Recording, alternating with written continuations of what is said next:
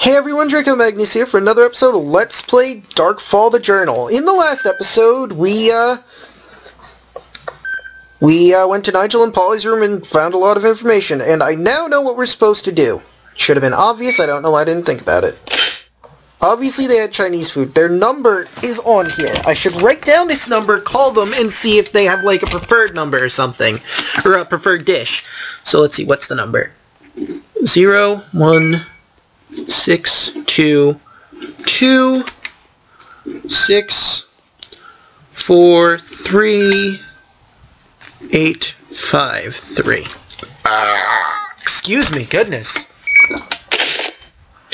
Alright, what do we got?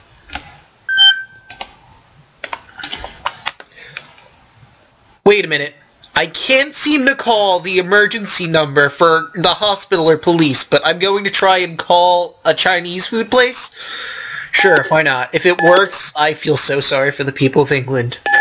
Then again, maybe this game just doesn't represent their emergency phone number accurately.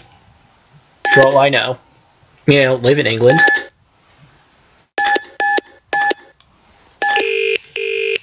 Really? Alright. Oh wait, F1. Good evening. Welcome to Dragon Inn, the best takeaway Chinese food this side of Dorchester. This is an automated service. Please hold the line while we check your number. Okay, you do that. You have a standing order with us. Would you like us to deliver your usual order? Please press the star key twice for yes. Or press 1 to make a new order. Your usual order is number 15. You have now ordered number 15. Okay, number Sorry, 15. but the shop is closed. We close at 11:30 p.m. You are too late. Good night. But I wanted Chinese food!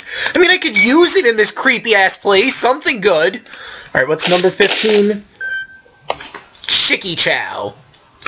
Okay. Chicky Chow. Alright, there we go. And I kind of want to go back upstairs because I think, well, it mentioned it here, what we have to do. Remember they said George's room's locked from the inside? I could probably just pop the screwdriver in the lock or something and pop the key out. Chicky Chow. Okay.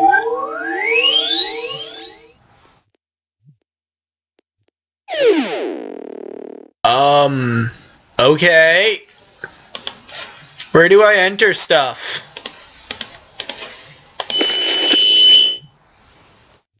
Alright.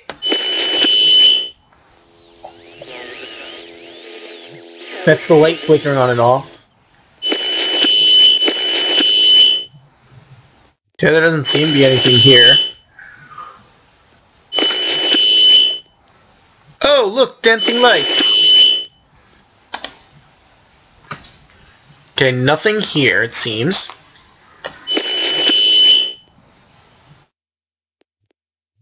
Just making sure. Alright, some more dancing lights in the bar. Wait, which one am I on this one? Okay. Oh no, that's the one I'm in right now. Alright, this is the restaurant, I take it, where I need to go to table 4. No dancing lights. Room 1C. Doesn't seem to be anything of value in here. Room 1F. Buzzing noise. No dancing lights. Someone's crying, hey, hey, hey, it'll be alright. I know you're upset. Probably because you're a ghost. But hey, it could be worse. You could just be straight up dead. Or you could be some eldritch abomination snack. You hold on to that.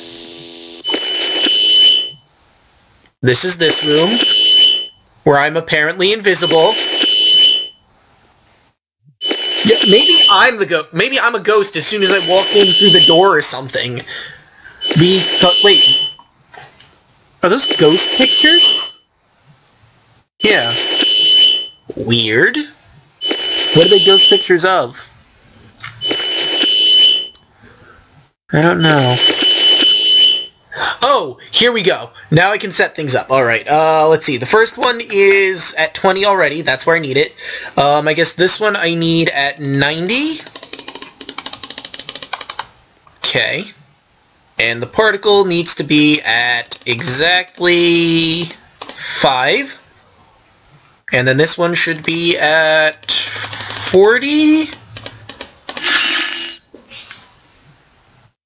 I got a bad feeling about this, ladies and gentlemen. Okay, that did something.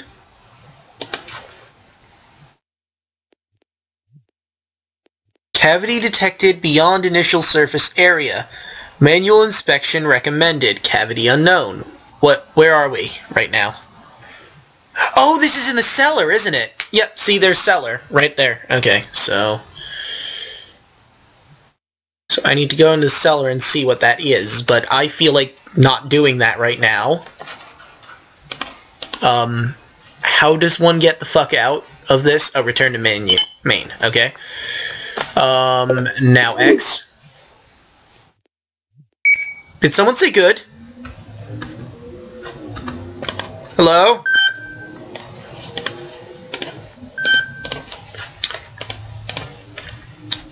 Okay.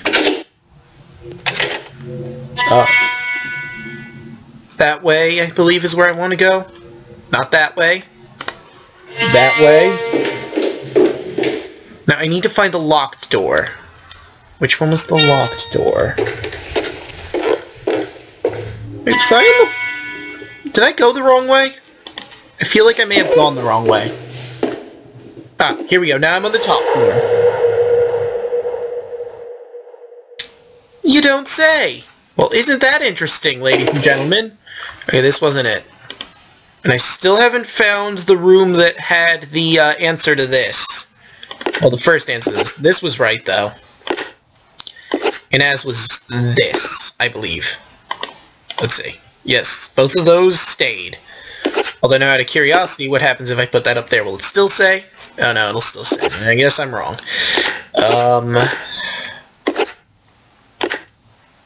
I'm gonna assume those are it. I'm gonna have to eventually, you know, look that up or something. Why did I do that? I wanted to look in here first. Oh no, this one's unlocked.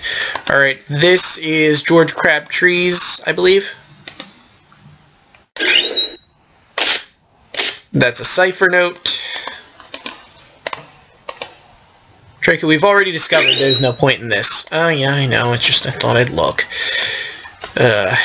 Alright, let's move our ass on. Just our ass, nothing else. Alright, are you locked? No. This is, Betty's room. Which means Edith's room is the one across from here, right? No, this is the radio room. Wait, could it have been in here? Ghostsmith Southwest? No. How do I... Oh god, what have I done?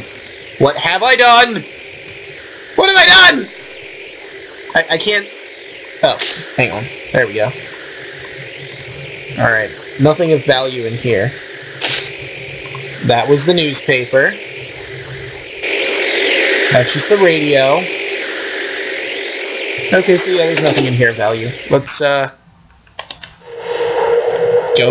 the right way. Was this the one? Yes. Okay, well, if I'm gonna pop the key out, it would probably be a good idea to put the paper there. Alright, now let's grab this. Grab his key.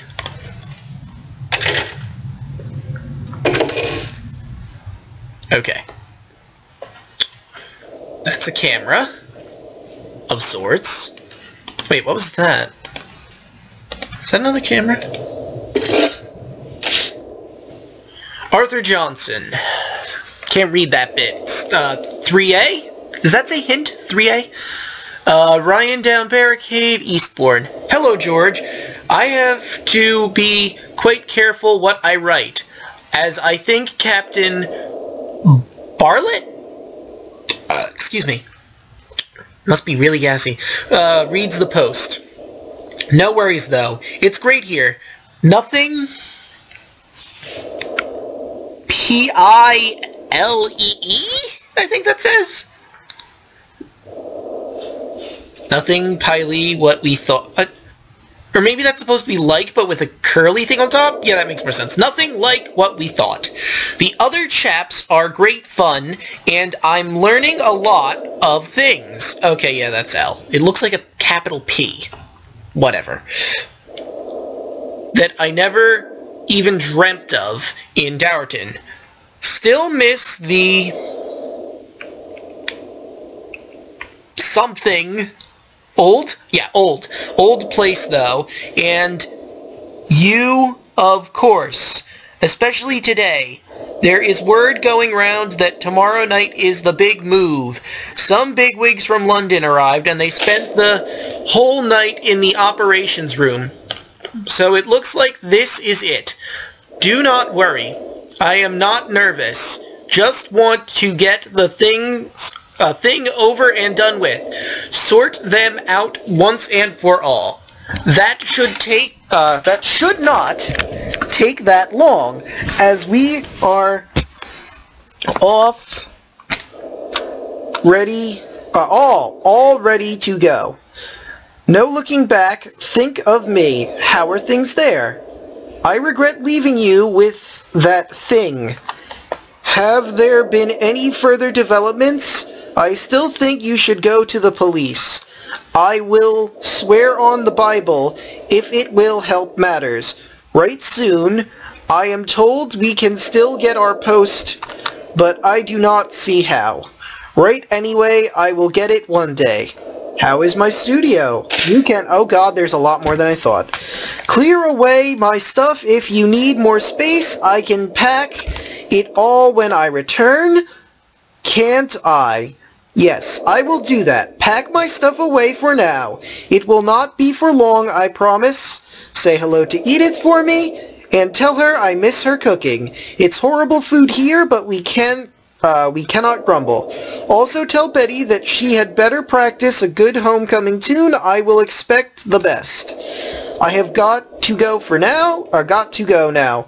Less time than I thought. We are up earlier than normal, which can only mean one thing. I'm going to go now, and you will not think of me again until I step off that train onto platform 1. All will be as it should be. You will be waiting by the buffet. Betty will be waiting with a nice pint of beer. Edith will have one of her famous rabbit pies in the store. I can see it now. This thought alone will keep me strong till I come home. You must not think too much while I'm away. You have enough problems as it is. I will be back to help you defeat our miscreation. All my thoughts are with you. See you soon, Arthur. I wish you could have read that with more emotion, but I thought it was going to be short, and then a lot happened. So I'm guessing he never made it back. I don't know which part's important, so feel free to read whatever. Oh, that's the thing. George, thought you might find this cutting of use. Seems like I've solved one of your problems. I think we should have a little chat about it, and I should reset the timer that I haven't set, like a scrub. There we go. Because if the others find out, including the press, this place will turn into a bloody circus. Please come out of your room. We hardly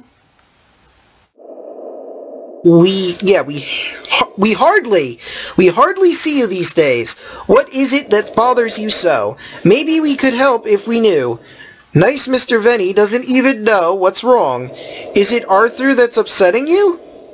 I know you. Still miss him. Edith. Okay. Should I read that? Meh.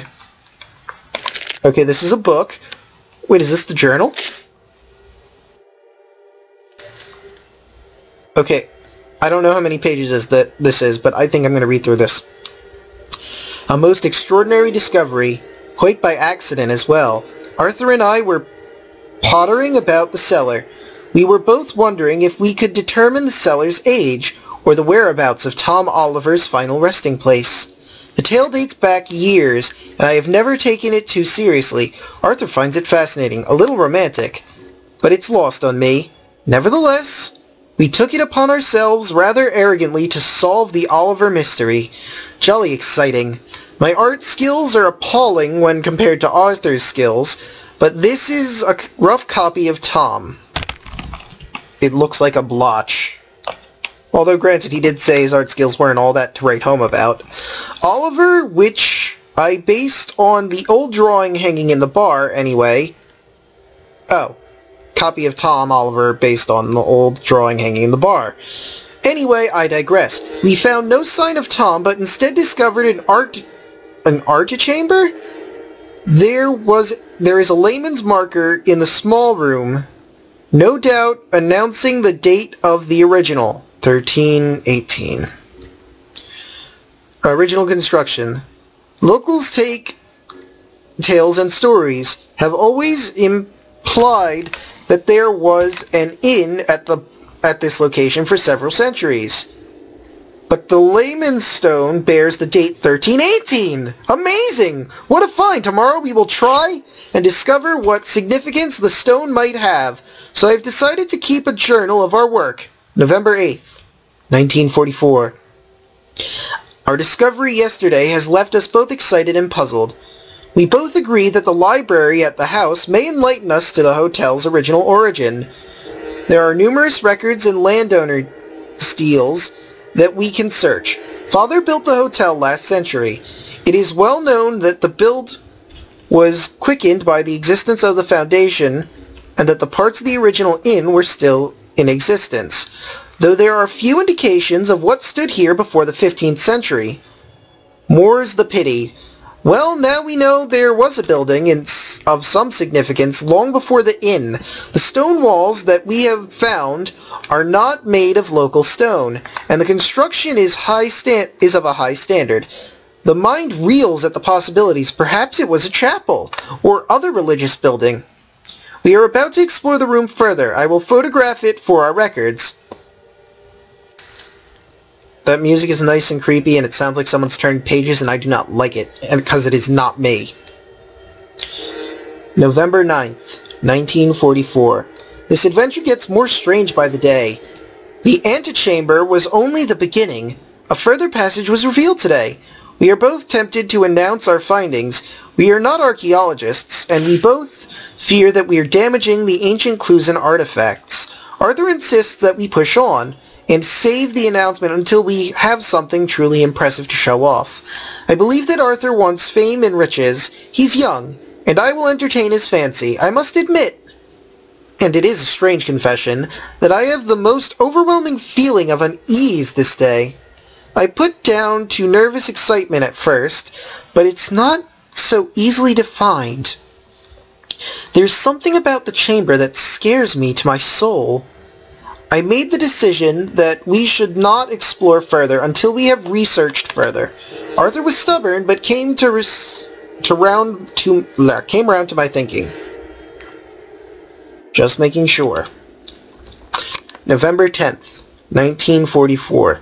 The last 2 days have changed everything. I do not know where to start. It is not our fault. It cannot be our fault. We were not to know the chamber.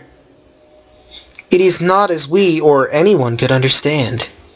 It is both extraordinary and baffling, beyond faith and beyond reason. There is a power, a rippling energy that plays across the walls and ceiling. It is a godless power. It has no place in our world. Arthur was terrified. I too was shocked, and in awe of its luminescence. Wondrous. 1,000 voices whispered at us from beyond the stones. 1,000 voices in perpetual confusion. We removed ourselves as quickly as possible. I fear it was not fast enough. There was time, just enough time. A splinter, in fact. Enough for something to follow us back through the passage. I felt it and heard it, the whispering. Arthur felt it too. He described it as darkness. Darkness with no form or existence. What the devil was this? Was it? Was Xehanort hiding in there? He loves darkness a lot. Anyway, we sealed the chamber again. I will hide it as well as I can, though I already know that it is too late.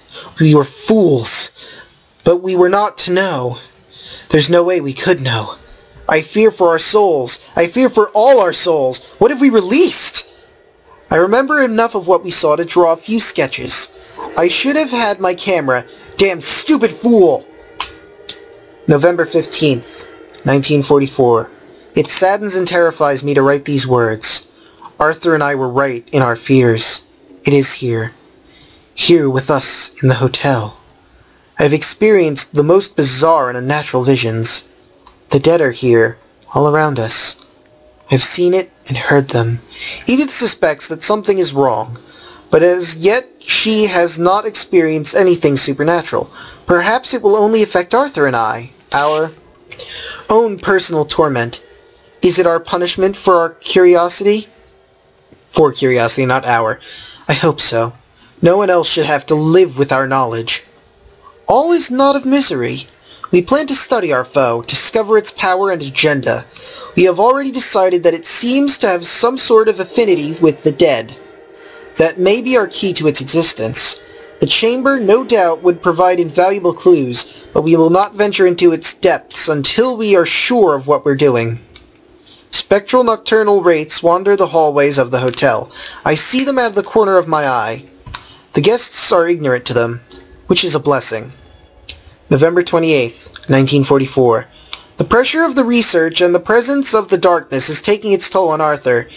He is being as brave as his wits allow, but he is spending less and less time in his studio. Nothing would make me more happy than to free him of his burdens. A burden.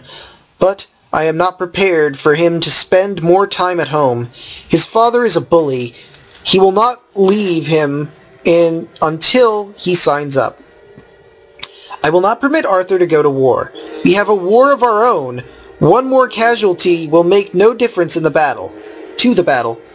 Arthur's place is here, aiding me to understand our nemesis. I do not use that word lightly. I have felt for some time that it has some plan for us. Teases? I think that should be it, not I. So I'm going to change that. It teases and tempts us. It whispers to at my door throughout the night. What fate would befall me if I opened that door? Would it be there? Would it be waiting for me? Would my voice join one of those many, many voices that howl-mouth beneath us? December 3rd, 1944. A trip to London has been most fruitful. Our hurried sketches have provided invaluable. The chamber was decorated with symbols. I think they are called runes, which have definite figurative significance. If I can decode them, we may be able to work out a way of re-trapping the darkness. The library of the British Museum is vast and confusing, but I was able to find similar symbols in alchemical works and dictionaries. We need more symbols. Then the real work can begin. All is not lost. December 6th, 1944. I have calmed down now. Half an hour ago, I could have exploded. Arthur returned to the chamber without my knowledge. Stupid young fool! He thought it was the only way. Perhaps he's right. His finding is invaluable. Our breakthrough even. Time is of the essence. It is becoming more bold by the day. It is my belief that Betty has experienced some unnatural phenomenon. I caught her creeping around the hall under the cover of dark. What was she seeking? Has she seen something that has aroused her suspicion? I dare not ask her, as I would have to confess our guilt. I am playing with the idea of telling Edith that I believe the hotel to be haunted. It is a wise precaution and would make our activities less suspicious.